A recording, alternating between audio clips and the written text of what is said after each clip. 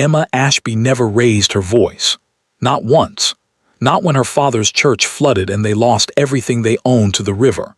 Not when Lady Pembridge handed her a list of duties the morning after she arrived in London, as if she had come to serve rather than to stay. Not when the women at the dinner table looked straight through her, their eyes sliding past her face the way eyes slide past furniture, acknowledging nothing, remembering nothing. Emma Ashby did not raise her voice. She watched, she listened, she learned the room. And the night the Duke of Ashford asked her name for the third time, standing in the middle of a candle-lit drawing room full of silk and pearls and women who laughed too loudly at everything he said, she made a decision. She did not answer him. She simply lowered her eyes, turned, and walked away. No one had ever walked away from the Duke of Ashford. He would spend the next 4 months understanding why that mattered. And Emma Ashby, a vicar's daughter from a village no one had heard of, in a dress she had altered twice to make it last another season, would spend those same 4 months becoming the only thing in London he could not stop thinking about. But we are getting ahead of ourselves. This is how it began. The invitation had not been for Emma. That was the first thing to understand. Lady Pembridge had been invited to the Hargrove dinner. Lady Pembridge, with her title and her townhouse and her 40 years of carefully maintained social standing. Emma had simply been included the way one includes a shawl, functional, unobtrusive, there if needed, ignored if not. Emma had known this before she even put on her gloves. She had known it when Lady Pembridge looked her over in the hallway and said, without cruelty but without kindness either, "The gray dress, then. Nothing that draws attention."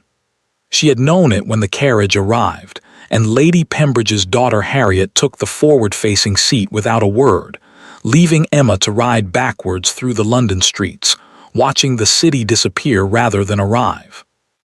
She had known it when they walked into the Hargrove house, and the butler greeted Lady Pembridge by name, greeted Harriet by name, and looked at Emma with a polite, practiced blankness that said everything without saying anything at all.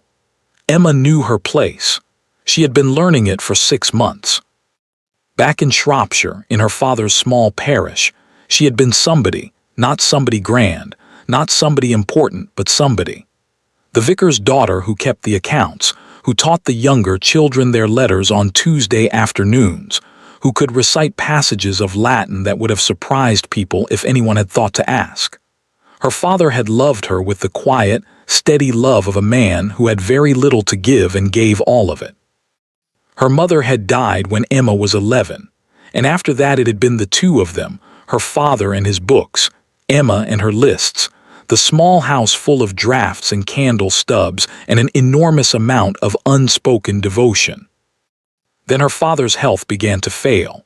Then the letters from Lady Pembridge arrived, a distant cousin, a connection more theoretical than real, a woman who needed a companion and was willing to provide room and board and a small quarterly sum in exchange. Her father had been so relieved. Emma had smiled for him because that was what the moment required. She had been smiling ever since. The Hargrove dining room was long and bright and full of people who had known each other for decades. Emma could feel it the moment she stepped inside, the invisible map of the room, the territories already drawn, the alliances already formed, the unspoken rankings that determined who stood where and who spoke to whom and who was simply not seen at all. She found her place without being told.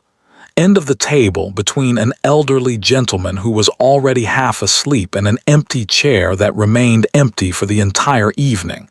She arranged her napkin. She waited. The food came and went. Conversations rose and fell around her. Twice she was spoken to, once by the sleeping gentleman who asked if she was Pembridge's niece and then forgot the answer before she finished giving it, and once by a young woman across the table who needed the salt and did not bother learning Emma's name before or after receiving it. Emma ate. Emma listened. Emma watched. And then the door opened and the room changed. She felt it before she saw it, a shift in the air, a slight collective straightening, women's shoulders going back, men's chins lifting.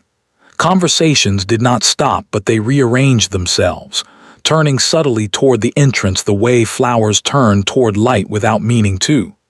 James Hargrove, Duke of Ashford, had arrived. Emma had heard of him, of course.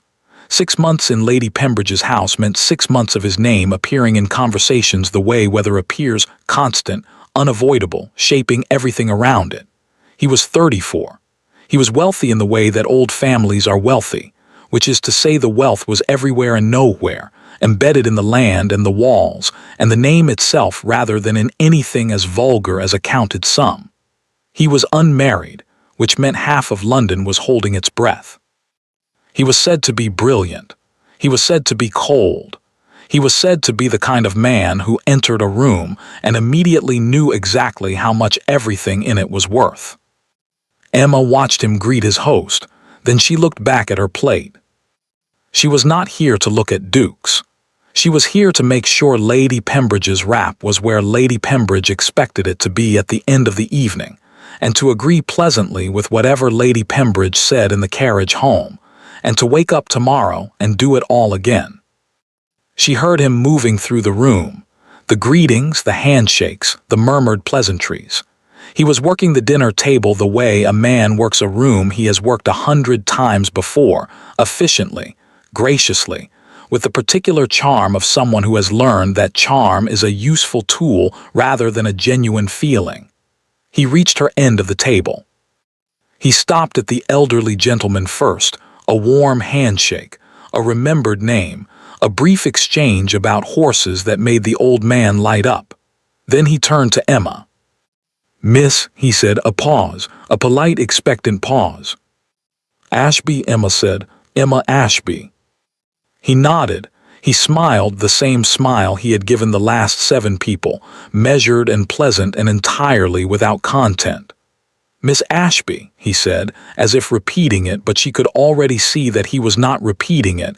He was simply filling the silence before he moved on. And he moved on.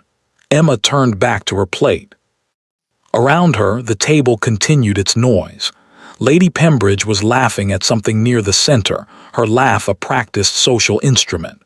Harriet was glowing 2 seats down from the Duke, who had not yet moved far enough away to stop being interesting. Emma ate her soup. She thought about her father's garden in Shropshire. She thought about whether she had remembered to write to him last Thursday. She thought about the book she had left open on her nightstand, a translation of Plutarch that she had found in Lady Pembridge's library, abandoned and dusty and clearly unread. She had been working through it slowly, 10 pages each night, like a small private meal she gave herself before sleeping. She thought about these things because they were real. This room, these people, this careful performance of wealth and rank and manufactured warmth, this was not real. Or rather, it was real in the way that a stage set is real. You could touch it. It existed. But it was built to be looked at, not lived in. The Duke laughed at something near the center of the table. A genuine laugh, she thought, surprised out of him, different from the social sounds he had been making. She did not look up to see what had caused it. She finished her soup. She waited for the next course. She did not think about the Duke of Ashford again that evening. Or so she told herself, in the carriage home, watching London disappear behind her in the dark. The second meeting was at Lady Weston's afternoon tea, 3 weeks later, and Emma almost did not go. She had a headache, not a serious one, the kind that sits behind the eyes and makes light feel slightly too bright and voices feel slightly too loud. The kind that, in Shropshire, would have meant an afternoon on the parlor sofa with a cold cloth and her father bringing her weak tea and asking every 20 minutes if she needed anything else. In Lady Pembridge's house, it meant nothing. "You look perfectly well," Lady Pembridge said, examining her in the hallway with the brisk efficiency of a woman checking inventory. "A little pale, perhaps. Stand up straight. Pale is acceptable. Slouching is not." So Emma went. Lady Weston's drawing room was smaller than the Hargrove dining room but felt larger, somehow, packed with women, and the particular energy of women who have been confined to drawing rooms long enough that they have turned conversation into a competitive sport. Topics moved fast. Reputations rose and fell in the space of a sentence. Emma found a chair near the window, accepted a cup of tea she didn't particularly want, and settled into the familiar work of being invisible. She was watching a sparrow on the window ledge outside, a fat, unbothered sparrow who had no idea he was sitting outside one of London's most socially significant afternoon teas, when she felt the energy in the room shift again. She didn't need to look. She knew what that shift meant now. The Duke of Ashford was here. She found this surprising. Lady Weston's afternoon teas were predominantly female occasions. The few men who attended did so as accessories to their wives or mothers, standing at the edges of rooms looking like they would rather be anywhere else. The Duke of Ashford did not seem like a man who attended afternoon teas as an accessory. She looked over, despite herself. He was standing near the fireplace, talking to Lady Weston with the same measured grace she had observed at the Hargrove dinner. He was taller than she remembered, or perhaps she simply hadn't been looking before. She looked away, back to the sparrow. The sparrow was gone. She drank her tea. 10 minutes passed, 15. The headache was still there, patient and persistent. Around her, women discussed a cancelled engagement, a new modiste on Bond Street, the outrageous price of everything imported. Emma contributed nothing and was asked for nothing, and this arrangement suited everyone perfectly. Then she heard footsteps stopping beside her chair. She looked up. The Duke of Ashford was looking down at her with an expression she couldn't immediately read, not quite recognition, not quite the polished blankness he'd offered at the Hargrove table. Something in between. "Miss," he said, the same pause, the same polite, expectant upward inflection. Emma felt something move through her, not anger exactly, quieter than anger, more tired than anger. "Ashby," she said, "Emma Ashby." "Miss Ashby." He settled into the empty chair beside her with the ease of a man who has never in his life sat anywhere he wasn't welcome, because he had never in his life been anywhere he wasn't welcome. "You were at the Hargrove dinner." "I was. I thought I recognized you." Emma said nothing to this. She had learned in 6 months of Lady Pembridge's company that silence was often more efficient than response. People tended to fill silence themselves, and what they chose to fill it with was usually more informative than anything she might have said. The Duke, however, did not fill the silence immediately. He sat with it for a moment, comfortable, unhurried, and she had the odd sense that he too had learned this particular skill, though he had learned it in rooms considerably grander than any she had ever occupied. "You are Lady Pembridge's companion," he said finally. "Yes. From Shropshire." He nodded slowly, as if Shropshire confirmed something he had already suspected, though what that might be she couldn't imagine. "Do you know many people in London, Miss Ashby?" "Very few," Emma said, "mostly Lady Pembridge's." "And do you find Lady Pembridge's circle agreeable?" She looked at him then, really looked, for the first time, directly and without apology. It was a slightly dangerous question. It was the kind of question that could be entirely innocent or could be something else, and she couldn't yet tell which. His eyes were darker than she'd expected. He was watching her with an attention she was not accustomed to receiving in these rooms, and she found she wasn't sure what to do with it. "I find it instructive," she said carefully. Something moved at the corner of his mouth, not quite a smile. "Instructive," he repeated. "One learns a great deal by listening." "And do you listen a great deal, Miss Ashby?" "I have very little competition for it," she said. "Most people in these rooms prefer to speak." This time it was a smile, brief, genuine, the same surprised quality she had noticed at the Hargrove dinner, the laugh that had been startled out of him rather than produced. It changed his face considerably.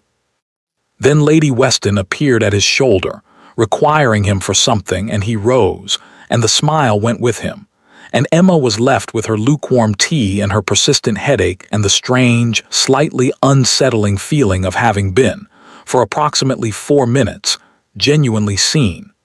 She did not examine this feeling closely.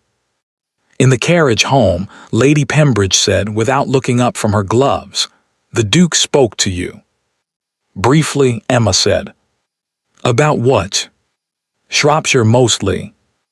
Lady Pembridge made a sound that communicated several things at once: skepticism, mild disapproval, a warning wrapped in perfect social composure. "He is curious by nature," she said. "It means nothing. Men like Ashford notice novelty the way they notice an unusual piece of furniture, briefly, and then they furnish the room differently and forget it entirely." Emma looked out the window.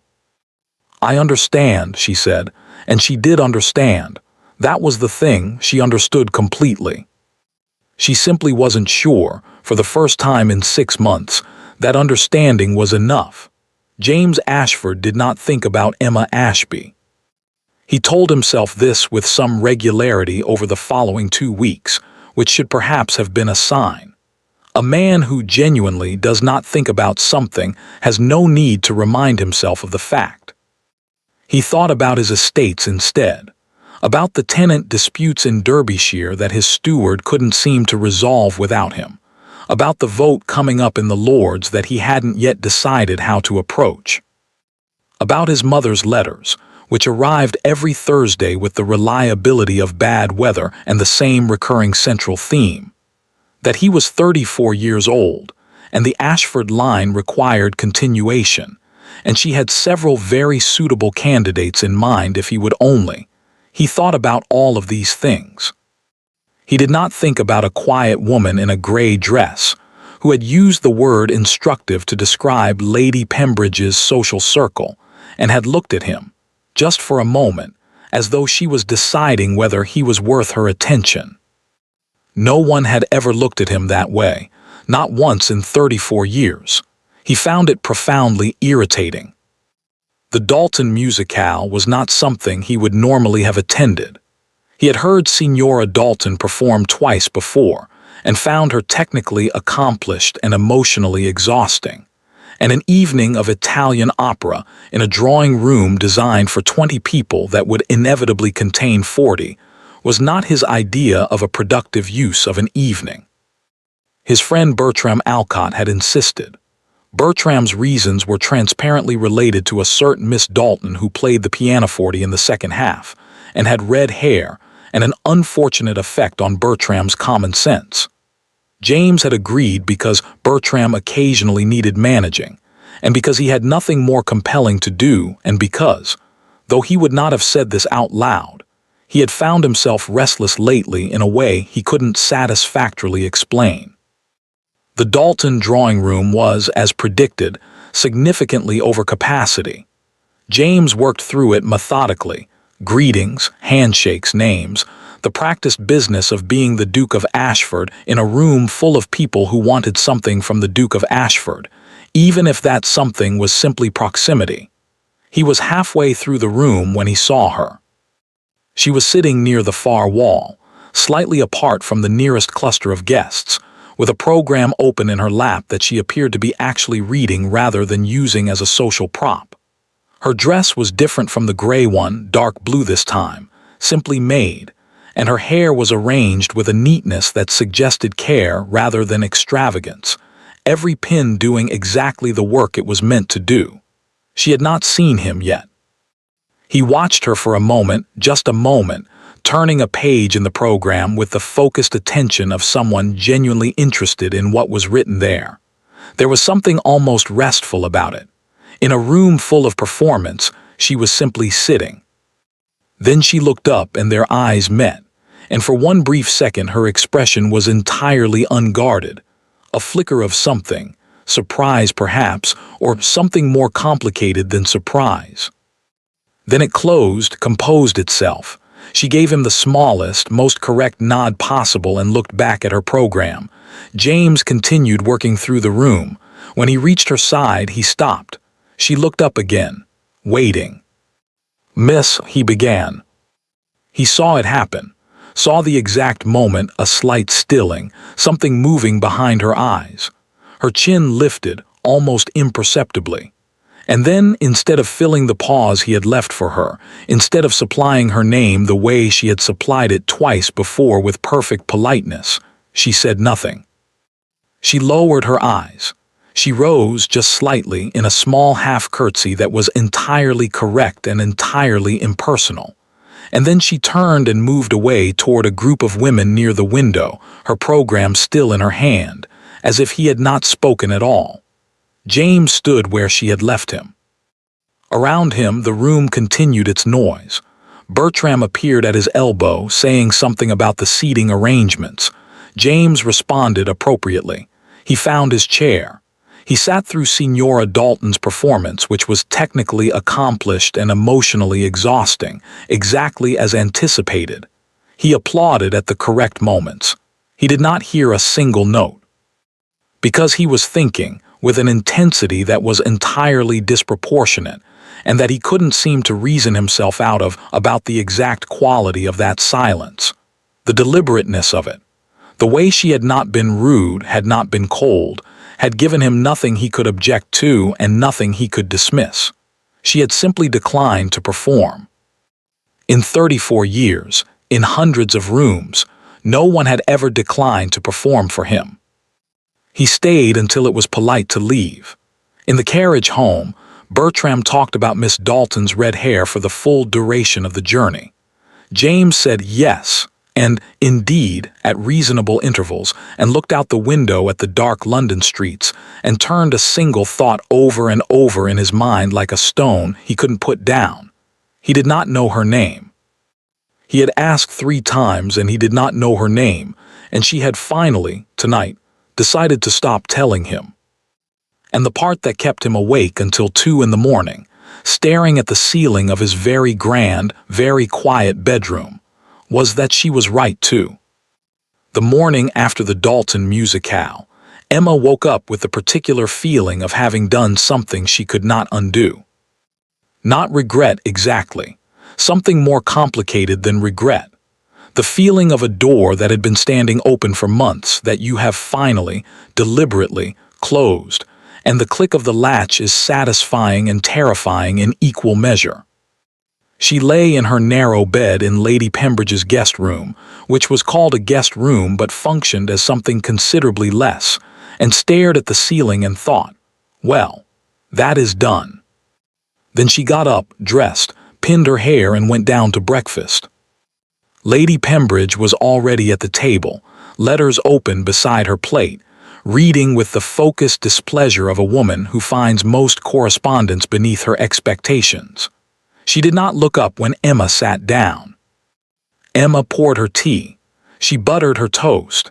She was reaching for the small pot of marmalade when Lady Pembridge said, still without looking up, "Lady Harcastle wrote to me this morning." "Oh," Emma said. "She was at the Dalton musicale last night." A pause. The letter was set down.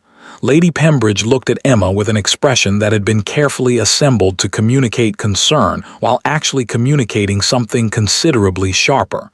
"She mentioned that the Duke of Ashford attempted to speak to you." Emma took a sip of her tea. "He approached several people." "She mentioned," Lady Pembridge continued, as if Emma had not spoken, "that you walked away." The marmalade was very good. Emma focused on this, the brightness of it, the slight bitterness underneath the sweet. Someone in this house made excellent marmalade. She had never thought to find out who. "I moved to join Mrs. Alcott's group near the window," Emma said. "I had been sitting alone for some time." "Emma." The use of her first name, without prefix, without softening, landed in the room like a stone dropped into still water. Lady Pembridge used it rarely, and only when she wanted something to be clearly understood. "You walked away from the Duke of Ashford," she said, quietly and precisely, "in a room full of people who were watching." "I wasn't aware anyone was watching me particularly." "Everyone is always watching particularly." Lady Pembridge folded her hands on the table. a gesture Emma had come to recognize as the prelude to something being explained very slowly, to someone being treated as younger and less intelligent than they were. You are in my house, Emma. You move in my circles by my invitation. Whatever impression you create in these rooms reflects upon me. Do you understand that? Yes, Emma said, I understand that. Good, the hands unfolded. The letter was picked up again. Then you will understand that I cannot have my companion drawing attention to herself in ways that are a pause, a careful word selection, ambiguous. Emma put down her toast.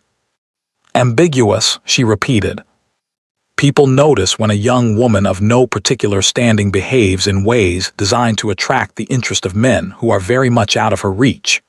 Lady Pembridge's voice was not unkind. This was almost worse than if it had been. It was the voice of a woman who believed she was being helpful, who believed she was delivering necessary information that the recipient was too inexperienced to have discovered alone. I am not suggesting your intentions were improper. I am suggesting that intentions are not the only thing that matters. Appearances matter, and the appearance last night was that I moved across a room, Emma said, a pause. That you refused to engage with the Duke of Ashford, Lady Pembridge said carefully, in a manner that several people found notable. Emma looked at her tea. She thought about her father's kitchen in Shropshire, the smell of it in the mornings, old wood and candle wax, and whatever he'd attempted to cook the night before, usually something involving too much salt. She thought about how he used to say, when she was small and something was unfair and she didn't yet have the words for why, "Tell me what happened, Emma, from the beginning, just the facts." Because her father believed, genuinely and completely, that if you laid the facts out clearly enough, the unfairness would be self-evident, that it would speak for itself. She had always loved him for that. She had always known, even as a child, that the world did not work this way. I will be more careful, Emma said. Lady Pembridge nodded, satisfied, and returned to her letters. Emma finished her breakfast. She washed her cup herself, because the habit of 6 months in this house had not yet convinced her hands to leave things for other people to clean. She went upstairs. She sat at the small desk by the window and took out the letter to her father that she had been meaning to write for 2 weeks. She got as far as "Dear Father" and then stopped. She sat for a long time, looking out the window at the gray London morning, the wet rooftops, the distant sound of wheels on cobblestones, a single pigeon standing on a chimney pot with the resigned dignity of a creature who has made peace with his circumstances. She thought about what Lady Pembridge had said. She thought about the Duke standing in the middle of the Dalton drawing room, his question trailing in the air between them, unfinished. She thought about 3 dinners, 3 pauses, 3 times she had given her name to a man who received it like something left on a hall table, noted, set aside, forgotten. And she thought, I have been careful for 6 months. I have been careful for 23 years. And this morning I am being told that one moment of not performing was an ambiguous and dangerous thing. She picked up her pen. Dear Father, she wrote, London is very instructive. I am learning a great deal about what is expected of women who occupy rooms they were not originally invited into. I am also learning that the expectations and the women rarely agree with each other, but that the expectations tend to win, which seems to me a considerable waste. I hope your cough is better. I will come at Christmas if Lady Pembridge can spare me. Your Emma. She sealed it before she could reconsider any of it. She would post it this afternoon. She felt, obscurely, better. James sent for his solicitor on Thursday morning, canceled the appointment when he realized he had nothing specific to discuss, rescheduled it, and then spent the intervening time at his club reading the same 3 pages of the same newspaper 4 times without retaining a word. Bertram Alcott found him there at noon and sat down uninvited with the cheerful presumption of a man who has been doing exactly that for 20 years. You look terrible, Bertram said pleasantly. Thank you. Not sleeping. I'm sleeping perfectly well." Bertram signaled for coffee with the ease of someone entirely at home in other people's spaces. "Thought I might have seen you at the Dalton business the other night," he said. "Briefly, before you became mysteriously absent despite being physically present, which is a skill I've always admired." James turned a page of his newspaper. "I was there the entire evening." "Your body was there. Your mind was elsewhere." Bertram accepted his coffee. "Somewhere near the far wall, I thought, approximately in the direction of Lady Pembridge's companion." James looked up. Bertram looked back at him with the expression of a man who has just placed a card on the table and is waiting, with great patience and some enjoyment, to see what happens next. "Miss Alcott played very well," James said. "She did. Her name is Miss Dalton." "Yes. We are not related before you ask. Different Alcotts entirely." "I wasn't going to ask." "No," Bertram agreed. "You were going to change the subject." He wrapped both hands around his coffee cup. "Who is she, the companion?" James folded his newspaper, set it down. "Lady Pembridge's companion, name of Ashby, from Shropshire." "Shropshire," Bertram repeated, with the tone of a man for whom Shropshire is less a place than a concept. "Connections?" "A vicar father, nothing else that I know of." Bertram drank his coffee. "She's very still," he said finally.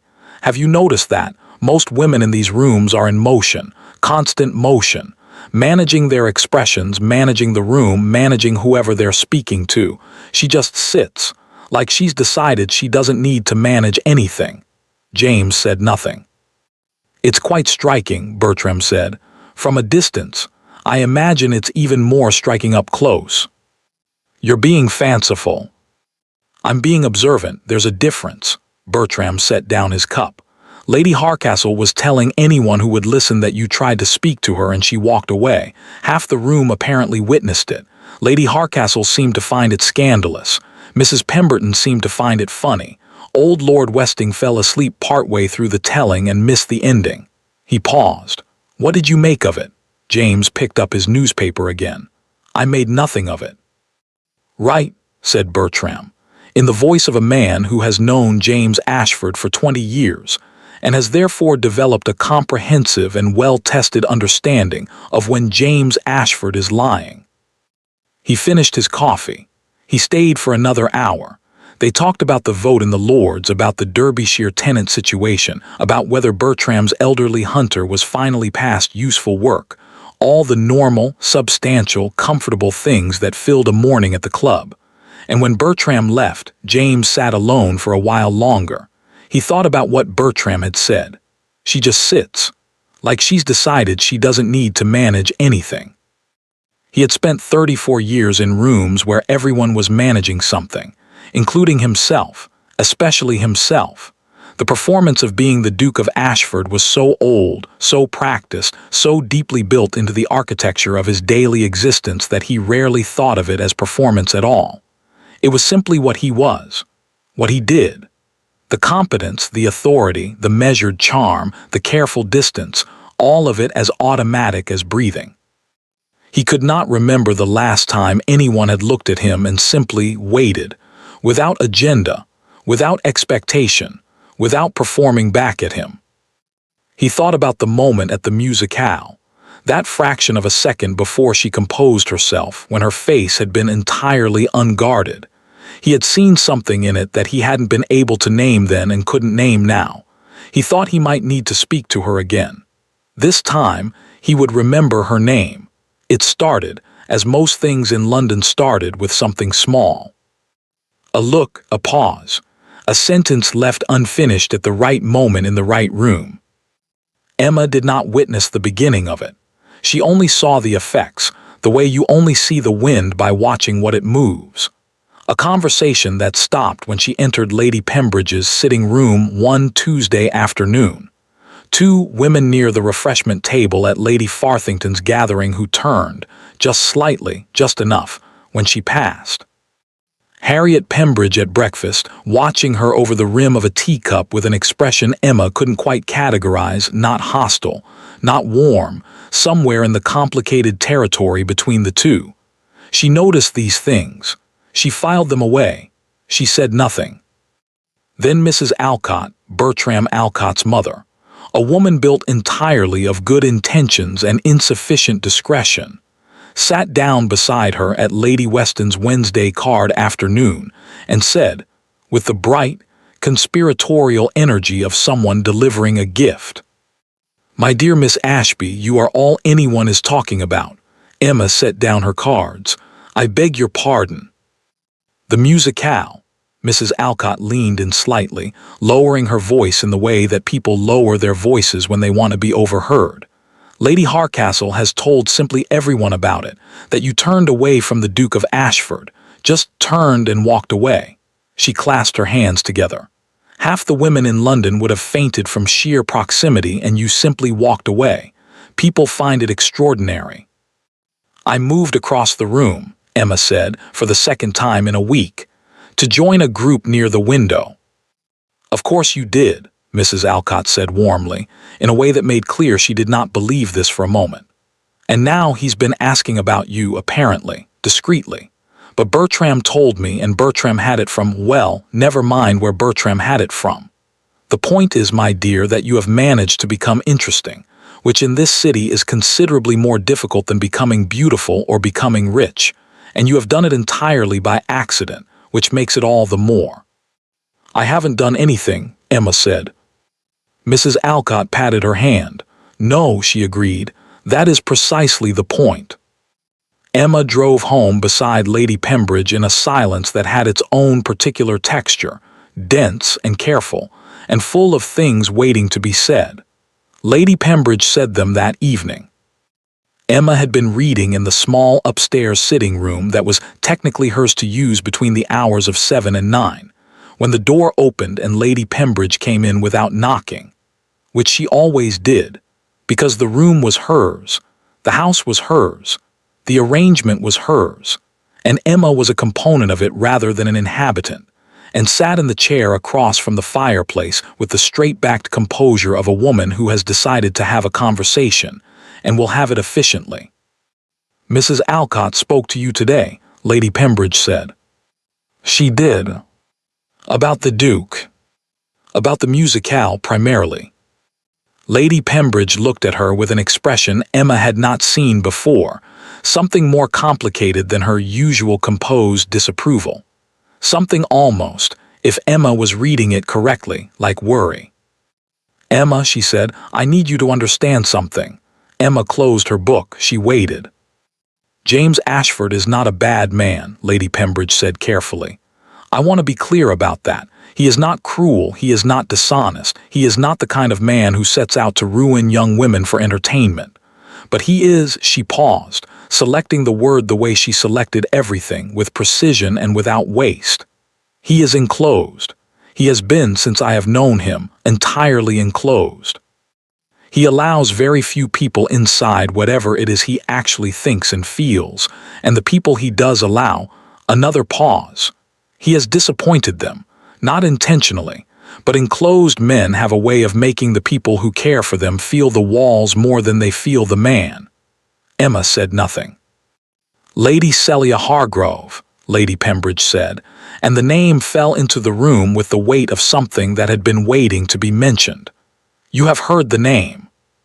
"In passing." "They were engaged 3 years ago, or close to engaged, close enough that everyone understood it to be the matter of a season. She is from an excellent family. She is accomplished, she is suitable, she is by any reasonable measure exactly what an Ashford Duchess should be." Lady Pembridge's hands folded in her lap. "It did not happen. He did not offer. He withdrew is the most accurate word, became more enclosed. And Celia waited, and then Celia stopped waiting, and now she is in Edinburgh with her married sister, and the subject is considered closed." "I see," Emma said. "I am telling you this," Lady Pembridge said, "not because I believe you have formed any particular attachment. I am telling you because you are intelligent, And intelligent women sometimes make the mistake of believing that intelligence protects them from the specific ways that men like Ashford can, without meaning to, hollow people out. The fire crackled. Somewhere below, a door closed. Emma looked at her hands in her lap. She thought about Mrs. Alcott saying, "You have managed to become interesting." She thought about Lady Pembridge saying, "Enclosed." She thought about a man standing in the middle of a candle-lit room, his question hanging unfinished in the air, his face doing something she hadn't been able to name. "I understand," Emma said. "Good," Lady Pembridge rose. "There is also the practical matter." She said this as she moved toward the door, the way people say the thing they most mean when they are already leaving, so that it lands without requiring a response.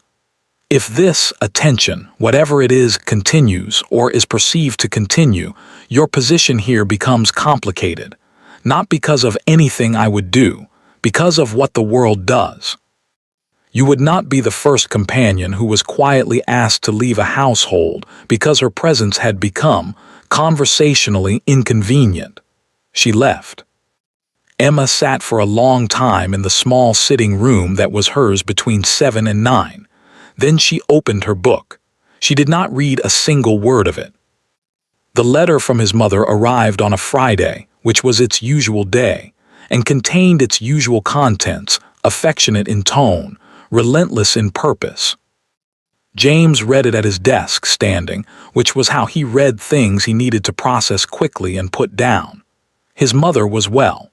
His younger sister Charlotte was well and newly married and reportedly very happy, a state his mother described with a warmth that was genuine and a subtext that was pointed. His estates in Derbyshire were well, according to her most recent visit. The tenants in the North Field had apparently resolved their dispute, which James found mildly irritating, given that his steward had claimed this was impossible without James's direct involvement. And then, near the end, in the same flowing script as everything else, as if it were simply another piece of household news. "I understand from Lady Harcastle, who writes to me occasionally, that you have been showing some interest in a young woman of modest circumstances currently residing with Lady Pembridge. I will only say, James, that I have long believed you require someone who is not performing for you, because you are very good at seeing through performance, and it makes you tired of people quickly. Whether this particular young woman is that someone I cannot say from a distance, but I thought it worth mentioning that I noticed. Your loving mother." James set the letter down. He walked to the window, looked out at the London street below, the carriages, the vendors, the ordinary productive noise of a Friday morning. His mother had a talent, honed over 34 years of raising him, for identifying the precise thing he had not yet admitted to himself and writing it in a letter, cheerfully, between news about tenants and his sister's happiness. Someone who is not performing for you. He thought about Emma Ashby sitting at the end of the Hargrove table, eating her soup, watching the room with those quiet, recording eyes. He thought about instructive. He thought about the Dalton musicale, that fraction of unguarded expression, the deliberate and dignified silence. He thought about Celia. He thought about Celia the way he always thought about Celia, with the particular guilt of a man who knows he did something wrong, but finds the specific shape of the wrong difficult to articulate. He had not deceived her. He had not promised anything he then refused to give. He had simply found, as the months progressed, that being with her felt like being alone in a more exhausting way than being alone. That she was perfect and pleasant and entirely, hopelessly, not someone he could talk to. And that this was probably his fault more than hers, because she had tried, and he had not known how to let her. He had withdrawn. She had waited. And then she had stopped waiting, which was the only sensible thing to do, and he had felt not grief exactly, more like the confirmation of something he had already suspected about himself. That he was, at some fundamental level, enclosed. As his mother had once said, gently, after Celia left for Edinburgh, "You have always lived very far inside yourself, James. It is not a flaw, but it is a fact." He picked up his mother's letter again. Whether this particular young woman is that someone, I cannot say from a distance. He folded it, put it in the drawer where he kept his mother's letters, all of them, going back 15 years. He needed to speak to Miss Ashby, not because of his mother's letter, not because of Bertram or Lady Harcastle or the conversation that apparently half of London was having about a woman walking across a room. Because he had something to say to her, something he hadn't managed to say in 3 meetings and 1 unfinished question. He needed to say her name. He picked up his pen. He wrote a note to Lady Pembridge, requesting the honor of calling on Friday afternoon if the day was convenient. He sent it before he could reconsider the phrasing. The response came back within the hour. Lady Pembridge would be delighted to receive him. Lady Pembridge told her at luncheon, with the careful neutrality of someone delivering information they have not yet decided how to feel about. "The Duke of Ashford will be calling on Friday afternoon," she said, and buttered her bread and waited. Emma looked at her plate. "How pleasant," she said. "He has called before, occasionally. He and the late Lord Pembridge were acquainted." A pause. "He has not called in some time." "I see," Emma said. She ate her lunch. She helped Harriet with her correspondence in the afternoon. She read for an hour before dinner. She slept, eventually, after lying awake for considerably longer than she would have chosen. On Friday morning she put on the dark blue dress. Not for any reason. Simply because it was clean, and because the gray one needed pressing, and because these were the only 2 dresses she had that were appropriate for an afternoon at home, and the choice between them was entirely practical and meant nothing whatsoever. She told herself this clearly and specifically. Then she went downstairs and sat in the drawing room with her book and waited for Friday afternoon to arrive. He arrived at 4 o'clock precisely, which was when he had said he would arrive, because James Ashford had been raised to understand that punctuality was a form of respect and lateness was a form of arrogance, and whatever else he was, he had never been deliberately arrogant. The Pembridge drawing room was exactly as he remembered it. High ceilings, good furniture, the particular smell of a house that has been well maintained for decades without ever being truly lived in. Lady Pembridge received him at the door herself, which was a courtesy that told him she had prepared for this, that she had thought about what his visit meant and had decided to manage it carefully. He respected this. Lady Pembridge had always been a careful woman. They talked for 20 minutes about nothing of consequence. His mother's health, the Derbyshire situation, a mutual acquaintance who had recently sold an estate in Hampshire, and whether the price was reasonable given the current state of agricultural rents. Lady Pembridge was an intelligent conversationalist, and James was a competent one, and between them they covered considerable ground without touching anything that actually mattered. He had almost begun to think that Emma Ashby would not appear at all, that Lady Pembridge, having weighed the situation with her customary precision, had decided the wisest course was to simply keep them apart, when the door opened and she came in. She had clearly not expected him to be there yet, or perhaps she had expected to find Lady Pembridge alone. In any case, she stopped in the doorway for just a moment, 1 breath, 1 blink, and then composed herself and came forward and curtsied and said good afternoon in a voice that was perfectly steady. "Miss Ashby," Lady Pembridge said, "you remember the Duke of Ashford?" "Of course," Emma said. She did not look at him directly. She sat in the chair nearest the window at a distance that was correct and unremarkable, and folded her hands in her lap with the patience of someone who has had a great deal of practice at being in rooms where they were not entirely certain of their welcome. James watched her for a moment. Then he turned back to Lady Pembridge and asked something about the Hampshire estate, and Lady Pembridge answered, and the conversation continued. But it was different now. He was aware of it, the shift, the slight rearrangement of the room's gravity. Lady Pembridge was aware of it too, he could tell. She was managing the conversation with a fraction more effort than before, steering it, keeping it in safe territory, the way you steer a boat through water you know has rocks beneath the surface. Emma said almost nothing.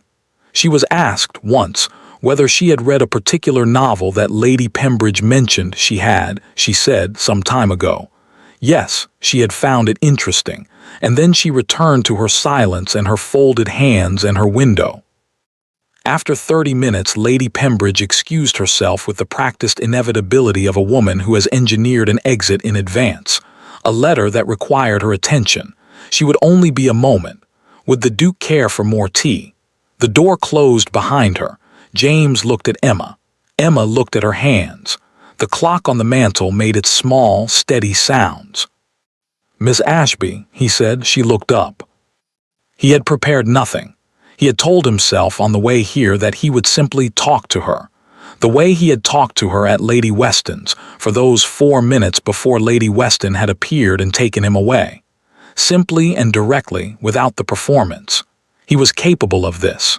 He had simply forgotten, in 34 years of being the Duke of Ashford, that he was capable of it. "I owe you something," he said. Her expression did not change. She waited. "I have asked your name 3 times, he said. "I did not retain it. That was—" He stopped. "The automatic word was unforgivable, which was what you said in these situations, the social word, the word that asked for absolution without really asking for it. He did not want to say it. That was careless," he said instead, "and I am sorry for it." A pause. "You are apologizing," Emma said. Not a question, more like something she was examining from a slight distance. "I am. For not remembering a name. For treating someone as though her name was not worth remembering." Something moved across her face, too fast, too complex for him to read. She looked at her hands again. When she looked back up, her expression was composed, but there was something behind it that he thought might be the effort of keeping it that way. "It is a very common thing," she said. "In these rooms, people forget names they have no reason to remember. You had given me reason 3 times. I had given you information," she said. "Reason is different." She paused. "Reason requires the other person to decide the information is worth keeping." James looked at her for a moment. "Emma Ashby," he said, "from Shropshire. Your father is a vicar. You have been in London 6 months. You find Lady Pembridge's circle instructive. You read Plutarch." He stopped because her expression had changed sharply. "The translation in the library. Lady Pembridge mentioned it once that you'd taken it. She seemed to find it eccentric." Emma was very still. "You have been asking about me," she said. "Yes." "Why?" The clock ticked. Outside, a carriage went by, its wheels loud on the wet cobblestones. "Because," James said, "I wanted to know what I had forgotten." It was not, he was aware, a complete answer. It was not even entirely an honest one. The honest answer was more complicated, and he had not yet finished assembling it, even for himself. But it was the part of the answer he was certain of, and he gave her that part and waited. Emma looked at him for a long moment. The quiet kind of looking that he had noticed before, not performing, not managing, simply looking, as if she was reading something and taking her time with it. "I grew up," she said finally, "in a house with very few people in it. My father and I mostly. He talked to me as though what I thought mattered, as though my opinion of things was worth asking for." She paused. "I did not understand until I came to London how uncommon that was." James said nothing. He waited the way she had taught him to wait. "When you asked my name," she said, "the first time I thought, well, he will remember it now. When you asked the second time, I thought perhaps he is simply distracted, it is a crowded room. When you asked the third time," she stopped, looked at her hands, looked back up. "I realized that I had been adjusting my expectations downward to protect your feelings, and that I had been doing it so automatically I hadn't even noticed. And I thought," a small pause, "I thought, no more of that." The room was very quiet. James felt something he didn't have an immediate word for. Not guilt, he had already addressed the guilt. Something else. something that felt like the sensation of a window being opened in a room that has been closed for a long time, slightly shocking, immediately necessary. "That is," he began. "I know it was rude," she said quickly. "At the musicale, walking away, I know how it appeared and I know what Lady Pembridge thinks of it and I know what the room made of it. I am not—" She stopped, began again more carefully. "I did not do it to make a point, or not only to make a point. I did it because I had reached the end of something and I didn't know how else to show it." "It was not rude," James said. She looked at him. "It was honest," he said. "It was the most honest thing anyone has done in my presence in—" He stopped, considered, "in a considerable amount of time." Emma looked at him for a long moment. Then very quietly she laughed. It was not the social laugh he was accustomed to, the practiced, musical, carefully calibrated laugh of women in drawing rooms. It was small and a little surprised and entirely real, and it lasted only a moment, and then she pressed her lips together and looked away toward the window. "I think," she said, still looking at the window, that might be the saddest thing I have heard since coming to London." "Yes," James said, "I think it might be." They sat in a silence that was different from all the silences before it, not the silence of strangers, not the silence of a room full of unspoken rules, but the silence of two people who have said something true to each other and are sitting with the weight of it. Lady Pembridge returned exactly 8 minutes later. Emma rose to help with the tea things. James stayed for another 30 minutes, during which he and Lady Pembridge discussed the Hampshire estate to its natural conclusion, and Emma said 4 more words and handed him his hat when he left. In the carriage, James looked out at the London street and thought about a woman pressing her lips together to contain a laugh that was small and surprised and entirely real. He thought, "I have been in this city for 34 years and I have never once had a conversation that felt like that." He thought, "I am in considerable trouble." That evening, after dinner, after Lady Pembridge had retired and Harriet had gone to visit a friend, and the house was quiet, Emma sat in the small upstairs sitting room and did not open her book. She thought about what he had said. "It was honest, the most honest thing anyone has done in my presence in a considerable amount of time." She thought about what she had said back. "That might be the saddest thing I have heard since coming to London," and how he had agreed, simply and without deflection, and how that agreement had done something strange to her chest that she did not intend to examine too closely. She thought about Lady Pembridge's warning. Enclosed men have a way of making the people who care for them feel the walls more than they feel the man. She thought about Celia Hargrove in Edinburgh. She thought about her father's kitchen in Shropshire and the smell of it, and how she had not been home in 6 months, and how London had started to feel, not like a place she lived, but like a role she performed.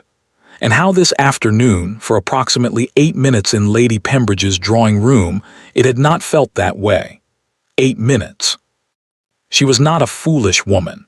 She had not come to London to be foolish, and she was not going to start now. She knew what she was, a vicar's daughter in a borrowed social circle, with 2 dresses and a modest quarterly sum and no connections that mattered and no prospects that were realistic. She knew what he was. She knew what the distance between those 2 things looked like and felt like, and what it had historically done to women who forgot it was there. She knew all of this. She also knew that he had said her name, her full name, correctly, without prompting, and that something in her had gone very quiet when he did.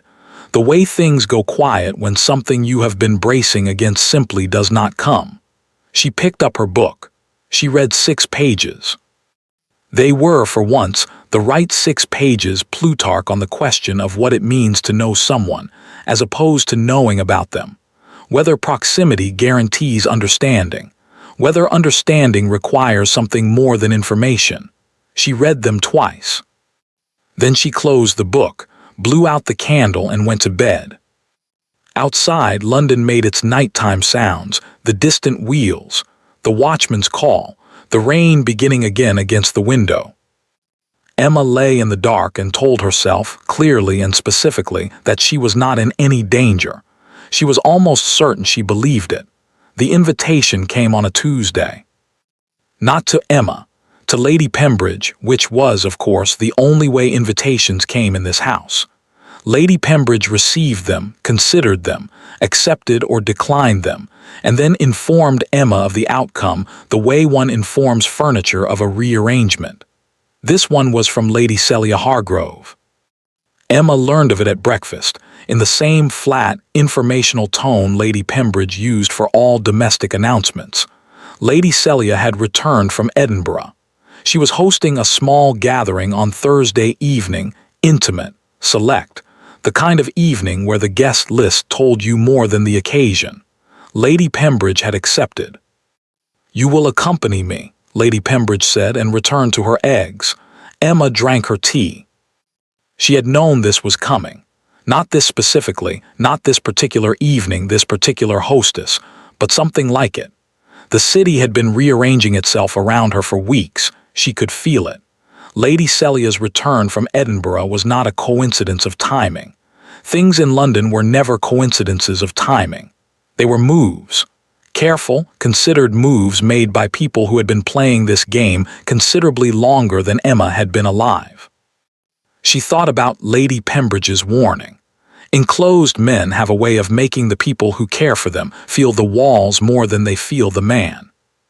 She thought about James Ashford agreeing quietly that the saddest thing she had heard in London was that honesty had become remarkable. She thought, Thursday evening. She pinned her hair and went about her day. The Hargrove house was everything the name suggested, old money made visible, every surface testifying to generations of accumulated weight and consequence. Emma walked through the entrance hall behind Lady Pembridge and felt the house looking at her the way houses like this looked at people like her, measuring, finding insufficient. Lady Celia Hargrove was at the center of her own drawing room, the way certain women are at the center of rooms, not because they demand it, but because the room arranges itself around them without being asked. She was beautiful in the particular way of women who have been told so consistently, and from such an early age that beauty has become simply a fact about them, like height or the color of their eyes. She received Lady Pembridge with warmth, received Harriet with warmth, and received Emma with a smile so precisely calibrated that Emma felt the precision of it like a temperature. "Miss Ashby," she said, "I have heard so much about you." "How kind," Emma said. She found a chair, she sat. She watched the room arrange itself. James Ashford was not there. She noticed this immediately and then spent considerable effort not continuing to notice it, which was its own kind of noticing. The room filled 20 people, perhaps 25, and he was not among them. She began slowly to release a breath she had not been aware of holding. Then, 40 minutes into the evening, the door opened. The room did its thing, the slight collective adjustment, the subtle reorientation. Emma looked at her hands. She heard him working through the room, the greetings, the handshakes. And then, because the room was not very large and there were only so many directions a man could move through it, she heard his footsteps stop. Not near her, near Lady Celia. She looked up despite herself. They were standing together near the fireplace. Lady Celia with her hand on his arm, her face turned up toward his with an expression of such practiced warmth and familiarity that Emma felt, very suddenly, that she was seeing something private, something she had no right to witness. Lady Celia was saying something low, something Emma couldn't hear, and James was listening with his face arranged in the careful composure she had come to recognize as the thing he wore when he was performing rather than present. Emma looked away. She talked to Mrs. Alcott for 20 minutes about nothing. She accepted a glass of something she didn't drink.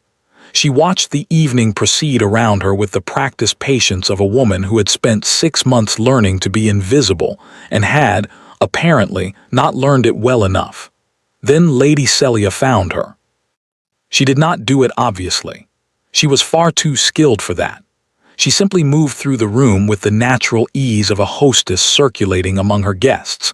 and she arrived at Emma's corner with a smile that was warm and a voice that was low and a manner that was so impeccably correct that there was not a single thing Emma could have pointed to in the moment or afterward as anything other than graciousness. "Miss Ashby," she said, settling beside her with the fluid ease of a woman entirely comfortable in her own house. "I hope you are enjoying the evening." "Very much," Emma said. "Thank you for the invitation." "Oh, Lady Pembridge must have you everywhere." A small, kind laugh. "It cannot always be very exciting for you. These rooms get rather repetitive, I imagine, after a time." "I find them instructive," Emma said, and heard the echo of herself from months ago in a different room, saying the same word to a different person. "How lovely!" Lady Celia looked at her with an attention that was warm and direct and absolutely opaque. "You know, I have been meaning to introduce myself properly for some weeks. One hears your name rather often these days." Emma said nothing. "London talks," Lady Celia continued pleasantly. "It is the one thing it does with genuine enthusiasm." She smoothed a non-existent wrinkle from her skirt. "I hope you will not take this as anything other than friendly concern, Miss Ashby, because that is genuinely all it is, but I think it might be worth saying from one woman to another that this city can be a pause, a careful selection, misleading, in the impressions it creates." "In what sense?" Emma said. "The sense that attention, particularly certain kinds of attention from certain kinds of people, can appear to mean more than it does." She smiled, and the smile was so kind that Emma felt the edge of it like a blade held flat. Men like Ashford are interested in novelty. It is not a flaw in them precisely. It is simply their nature. They notice what is different. They are drawn to it briefly. And then a small lift of the shoulders. The novelty resolves itself, and they return to what they know. Emma looked at her. Lady Celia held her gaze with perfect composure. "What they know," Emma said. "What suits them," Lady Celia said. "What fits, what makes sense." Another smile, softer now, almost genuinely gentle. "I do not say this to be unkind, Miss Ashby. I say it because no one said it to me some years ago, and I think it would have been useful." She rose. She squeezed Emma's hand once briefly, with something that might even have been real warmth. And then she moved back into her room, back to her guests, back to the fireplace where James Ashford was still standing with his careful, composed face, and his glass he wasn't drinking. Emma sat very still. She thought about Celia Hargrove waiting for a man who withdrew instead of arriving. She thought about Edinburgh. She thought about what Lady Pembridge had said enclosed, and what Mrs. Alcott had said, "He's been asking about you," and what James himself had said, "The most honest thing anyone has done in my presence in a considerable amount of time." And she thought about how all of these things could be simultaneously true and still add up to exactly what Lady Celia had described. Novelty. She looked across the room at him. He was not looking at her. He was talking to Lord Farthington about something that required a serious expression. He was the Duke of Ashford in a room full of people who had known him for decades, who understood his world and fit inside it, who spoke its language without effort or translation. And she was Emma Ashby, from Shropshire, in a dark blue dress she had now worn to every significant occasion in her London life, sitting in a corner at a party she had not been invited to. She made a decision. Not dramatically, not with the heat of anger or the blur of tears. She made it the way she had made the decision at the musicale, quietly, cleanly, with the particular clarity that comes when you stop adjusting your expectations downward and simply look at the thing as it is. She would speak to Lady Pembridge tomorrow.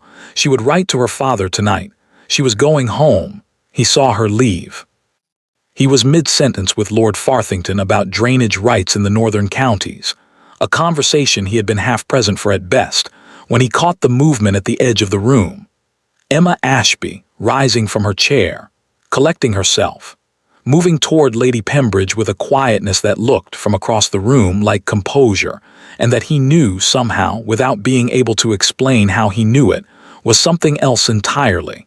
He excused himself from Lord Farthington. He saw Celia watching him do it.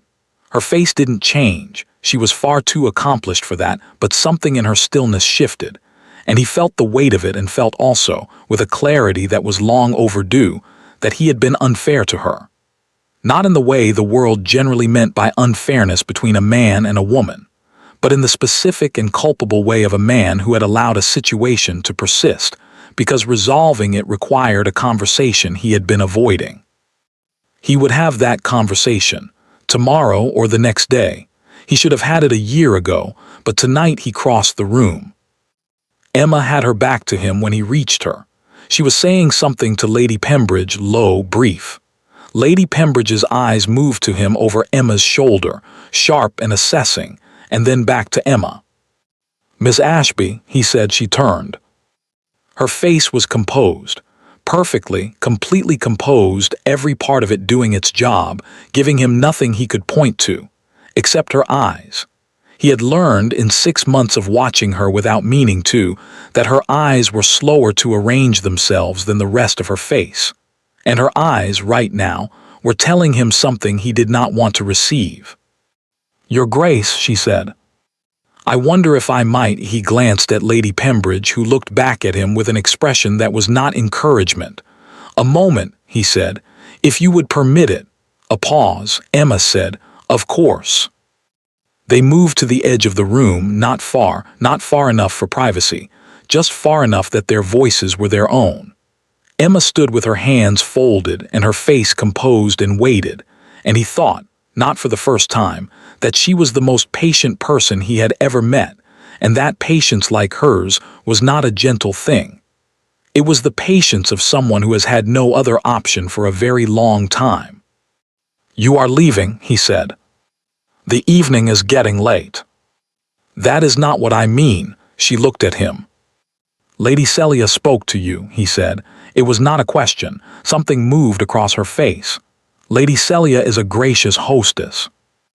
Emma? The name came out differently than it had before, not the careful, deliberate way he had used it in Lady Pembridge's drawing room, the demonstrated competence of a man proving he had learned something. This was different, shorter, less constructed.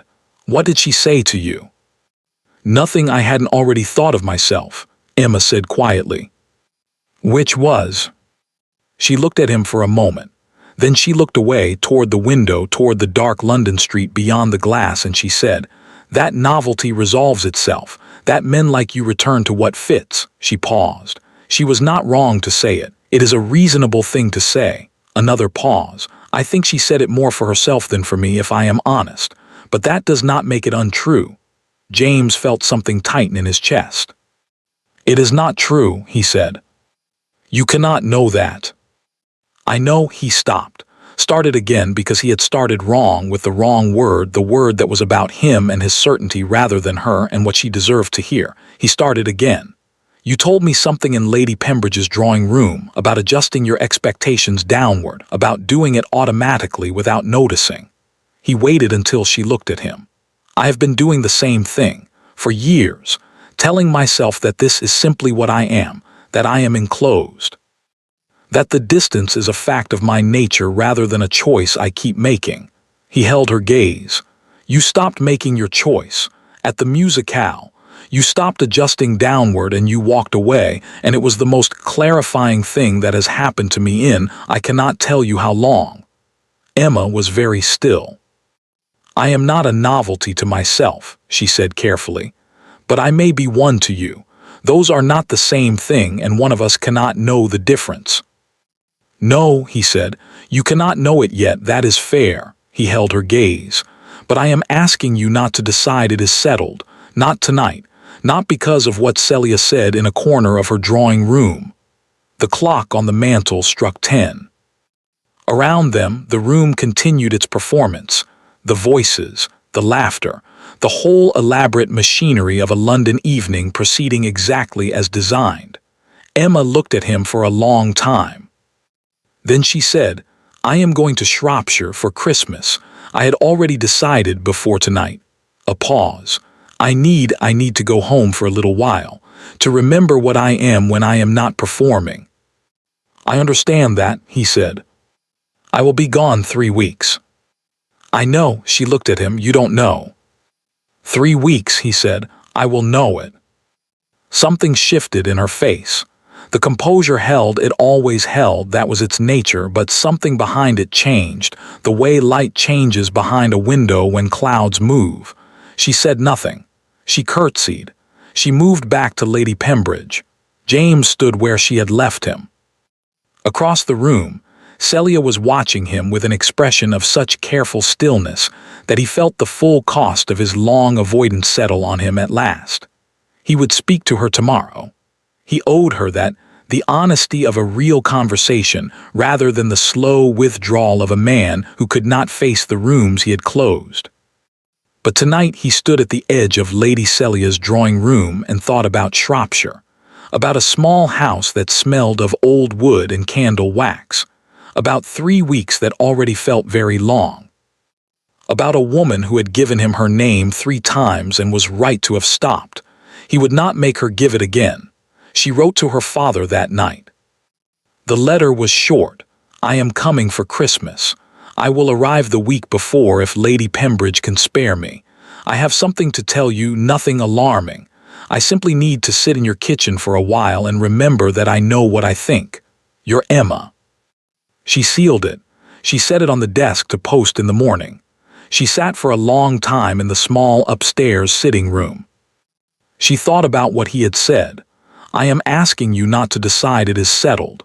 She thought about the way he had said her name, short and unplanned, without the careful deliberateness of a man demonstrating competence. Just her name, as if it had come out before he had decided to say it. She thought about Celia Hargrove, beautiful and composed and giving warnings in corners of her own drawing room at her own party, and she thought that Celia was not a villain in this. She was a woman who had waited for something that hadn't come and had learned, in Edinburgh or before it, to protect herself against the particular disappointment of enclosed men. She had tried to pass that protection on. It was, in its way, a kindness.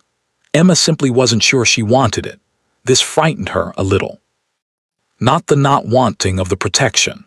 The not wanting that had arrived underneath it, the one she hadn't quite looked at directly yet.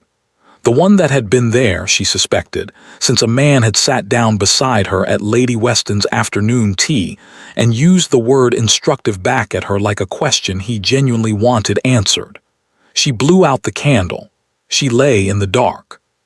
3 weeks in Shropshire, her father's kitchen, the smell of old wood and candle wax and too much salt, Tuesday afternoons with the village children and their letters, the church, small and cold, and hers, the river that had taken everything they owned and left them still standing. She needed all of that. She needed to stand inside the life she actually had and look at it clearly, without London pressing in on all sides, without the weight of rooms she hadn't been invited into, and rules she hadn't been taught, and a man who said her name like it had come out before he decided to say it. She needed 3 weeks. She closed her eyes. She slept. The morning of her departure, Lady Pembridge came to her room while she was packing. She stood in the doorway and watched Emma fold the gray dress into her bag with the expression of a woman selecting a word very carefully. He called yesterday, she said, while you were at the market. Emma's hand stilled on the dress. He left his card and a letter addressed to you. A pause. I have it downstairs. Emma looked at her. I did not read it, Lady Pembridge said, with a dignity that made clear this had required some effort. It is yours. She paused again, longer this time. I told him you were leaving in the morning. What did he say? Lady Pembridge was quiet for a moment. He said. She stopped, pressed her lips together, and then, with the expression of a woman revising her understanding of a situation she thought she had already understood, he said that he knew, and that he would be here when you returned. She paused. He said it very simply, as if it was just a fact. Emma looked at her hands. Pembridge, she said quietly. The name, without prefix, which she had never used before, and which Lady Pembridge received with a slight widening of her eyes. Yes. Thank you, Emma said. For all of it, the warnings, the honesty. She paused. I know it was care, I know it was always care. Lady Pembridge said nothing for a moment. Then she said, stiffly but genuinely, "You are a remarkably sensible young woman, Emma, irritatingly so occasionally." Emma almost smiled. "The letter is on the hall table," Lady Pembridge said, and left. Emma finished packing. She carried her bag downstairs. She put on her coat and her gloves and picked up the letter from the hall table and stood in the entrance hall of the Pembridge house in the pale December morning light. She did not open it. Not yet. She would open it on the road with the city falling away behind her and Shropshire getting closer. She would read it with cold hands and the smell of winter coming through the carriage window and no one watching. She put it in her pocket. The carriage came at 8. She did not look back at the house as she left. She looked forward, at the road, at the pale cold sky, at 3 weeks. 3 weeks later, a Tuesday, the first Tuesday of the new year, Emma Ashby walked back into Lady Pembridge's entrance hall with cold cheeks and steady hands, and something settled in her expression that had not been there when she left. She had read the letter on the road. She had read it twice. She had sat with it for 3 weeks in her father's kitchen in the cold church, on the banks of the river that had taken everything and left them standing. She had talked to her father, not about the letter, not specifically, but around it, the way you talk around the thing that matters until you find the words for it. Her father had listened with the quiet, steady attention of a man who had always believed her thoughts were worth asking for. On the last evening he had said, "You already know, Emma. You've known for a while, you're just making sure." She had laughed. She had said he was probably right. He had said he usually was. She came into the entrance hall and set down her bag and unwound her scarf.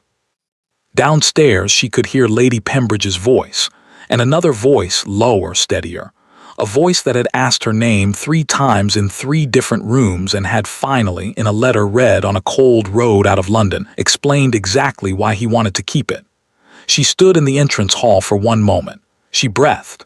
Then she went downstairs. He was standing by the window when she came into the room. He turned. He looked at her the way he had looked at her at the musicale, directly, without the performance.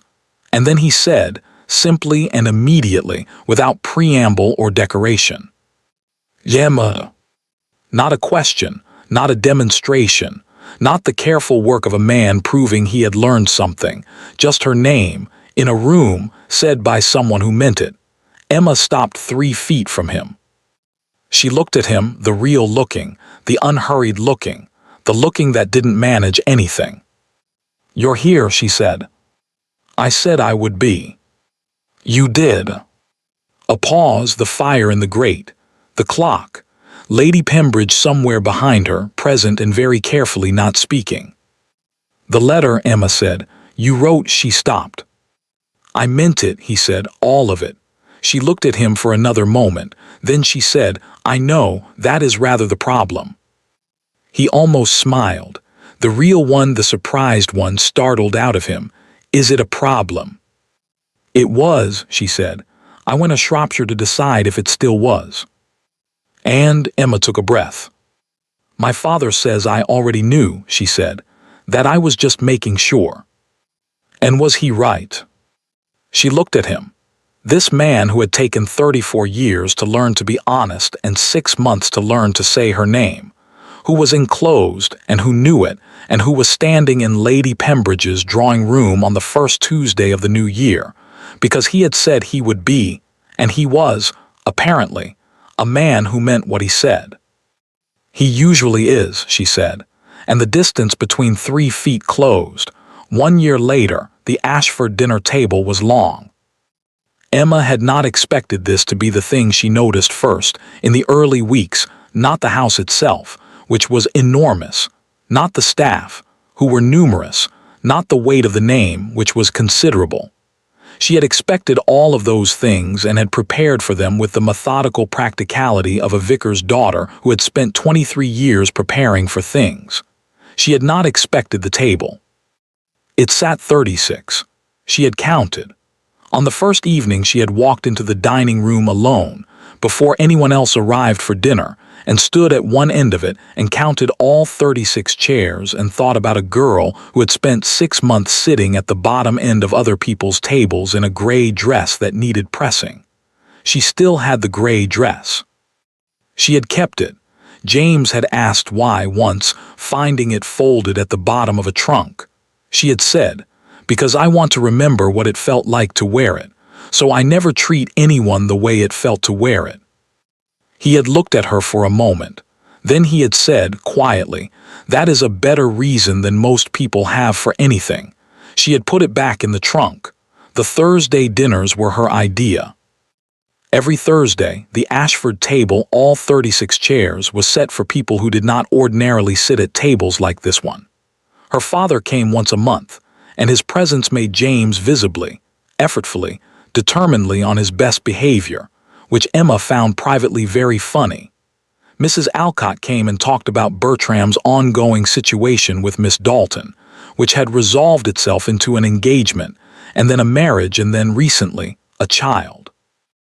Lady Pembridge came, occasionally, with Harriet, and sat very straight and ate very correctly, and once, at the end of an evening, told Emma that she was doing well, in a tone that made clear this was the highest praise available, and that she meant it completely. Lady Celia Hargrove did not come. Emma did not invite her, and James did not suggest it, and neither of them discussed this because neither of them needed to. There were some distances that were simply maintained, not out of unkindness but out of respect for what they were. Celia was in London and doing well by all accounts, and had recently been seen at several gatherings with a widower of good character. Emma wished her genuinely well, from a distance. On the first anniversary of the Thursday dinners, after the guests had gone, and the house had settled into its nighttime quiet, James found Emma at the far end of the dining table. She was sitting in the last chair, the one at the very bottom, the one farthest from the head of the table. He stood in the doorway. "Emma," he said. She looked up. "I know," she said. She looked at the chair, at the long table stretching away from her, at the 35 empty chairs between this end and the other. "I sit here sometimes, to remember." He walked the length of the table. He pulled out the chair beside her and sat. They sat together at the bottom end of the Ashford dining table in the quiet house, the candles burning low, the remains of the evening still on the table around them. After a moment, James said, "Miss." Emma turned to look at him.